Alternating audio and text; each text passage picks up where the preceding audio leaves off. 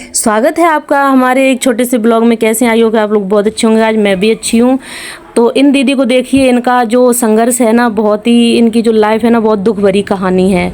कुछ इन्होंने मेरे बारे में जाना, मैंने इनके बारे में जाना। मैं गई थी आगरा एग्जाम देने और दीदी मुझे मिल गई। मैं इनके ऑटो में फटाफट से बैठी और दीदी के बारे में कुछ जानकारी ली कि दीदी आपने ऑटो चलाना क्यों शुरू करा था। लोग कहते हैं कि महिलाएं कुछ नहीं कर सकती, श्रृंगार करती हुई स्त्रियों से अच्छी संघर्ष करती हुई महिलाएं लगती हैं मुझे। तो दीदी का संघर्ष देख के बहुत खुशी हुई। और इधर मैं घर पे आ चुकी थी आगरा से। और बालक भाई, लोग कहते हैं कि बच्चे इतने समझदार होते हैं, मैं भी कहती हूँ। अब देखो, इसका छाता है, मेरा बड़ा बाबू मांग रहा है, तो ये अपना छाता अपने घर ले जाने के लिए इतना परेशान कर रहा है कि मेरा छाता दे दो और मुझे घर जाना। हम भी बोल रहे हैं भाई साहब तुम्हारा छाता कोई नहीं ले जाएगा, रख लो, बैठे आराम से यहीं पे खेल लो। लेकिन नहीं, उनको अपनी मम्मी के पास जाना अपना छाता ले करके। और ये हमसे कह रहा है इसको फोल्ड कर दो, मुझे घर ले जाना है।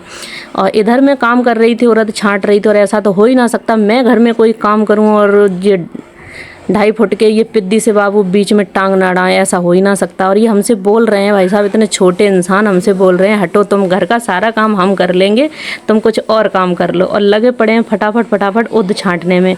और ये उड़द ना मुझे मार्केट लेके जाना है, मेरे घर पे नहीं है पैसे अभी, तो थोड़ी सी समस्या है और सिलेंडर भरवाने के लिए पैसे चाहिए। तो मैं सोच रही हूँ फटाफट से इनको छांट पीट के और बेच दिया जाए मार्केट में और सिलेंडर भरवा लिया जाए। तो ये साथ में लगा है इसलिए कि मेरे भी कपड़े आ जाएंगे और एक जोड़ी मम्मी दिलवा देंगे। कोशिश करूँगी इनके कपड़े दिलवाने की, अगर पैसे बचते हैं तो।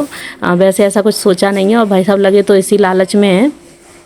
उसके बाद में और भी सारा इन्होंने काम किया बीच में। और रोसा था, रोसा भर के रख दिया, मूंग भर के रख दी। और ये उड़द वाला काम बचा था वो भी करा लिया। और इधर मेरे पापा के हाथ की रखी हुई सरसों और ये रखी थी सौंफ काफ़ी दिनों से। तो मैंने अचार के लिए इसको घाम में रख दिया सूखने के लिए। मैंने कहा जब आम बिकने आएंगे तो आम ले लेंगे और आम का रख लेंगे अचार।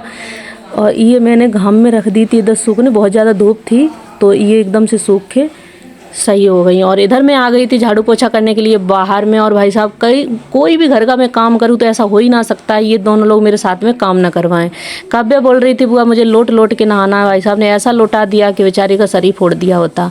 और इतनी ज़्यादा धूप है, दिमाग हमारा इतना खाए जा रहे हैं लोग। मैं कहती हूँ इतना घी नहीं खाती हूँ, तुम हमारा दिमाग क्यों ही ख़राब कर रहे हो।